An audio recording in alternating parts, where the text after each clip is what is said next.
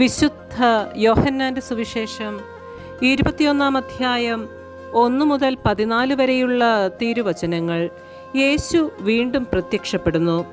ഇതിനുശേഷം യേശു തിബേരിയാസ് കടൽ തീരത്തു വെച്ച് ശിഷ്യന്മാർക്ക് വീണ്ടും തന്നെ വെളിപ്പെടുത്തി.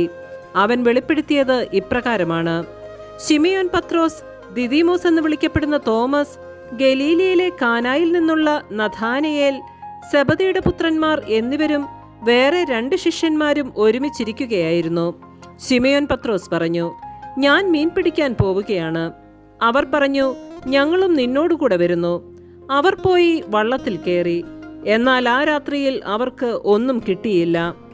ഉഷസായപ്പോൾ യേശു കടൽക്കരയിൽ വന്നു നിന്നു. എന്നാൽ അത് യേശുവാണെന്ന് ശിഷ്യന്മാർ അറിഞ്ഞില്ല. യേശു അവരോട് ചോദിച്ചു, കുഞ്ഞുങ്ങളെ, നിങ്ങളുടെ അടുക്കൽ മീൻ വല്ലതുമുണ്ടോ? ഇല്ല എന്ന് അവർ ഉത്തരം പറഞ്ഞു.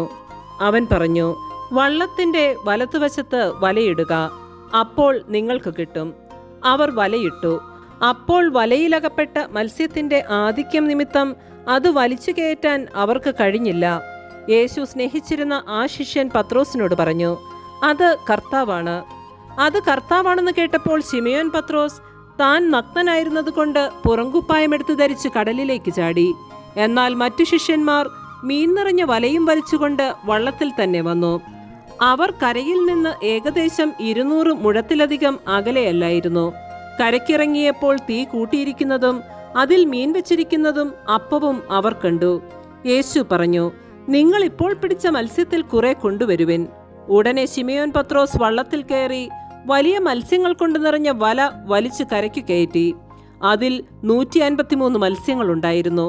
ഇത്രയധികം ഉണ്ടായിരുന്നിട്ടും വല കീറിയില്ല. യേശു പറഞ്ഞു, വന്ന് പ്രാതൽ കഴിക്കുവിൻ. ശിഷ്യന്മാരിലാരും അവനോട് നീ ആരാണ് എന്ന് ചോദിക്കാൻ മുതിർന്നില്ല. അത് കർത്താവാണെന്ന് അവർ അറിഞ്ഞിരുന്നു. യേശു വന്ന് അപ്പമെടുത്ത് അവർക്ക് കൊടുത്തു. അതുപോലെ തന്നെ മത്സ്യവും. യേശു മരിച്ചവരിൽ നിന്ന് ഉയർപ്പിക്കപ്പെട്ട ശേഷം ശിഷ്യന്മാർക്ക് പ്രത്യക്ഷപ്പെടുന്നത് ഇത് 3-ാം പ്രാവശ്യമാണ്. നമ്മുടെ കർത്താവായ മിശിഹായ്ക്ക് സ്തുതി.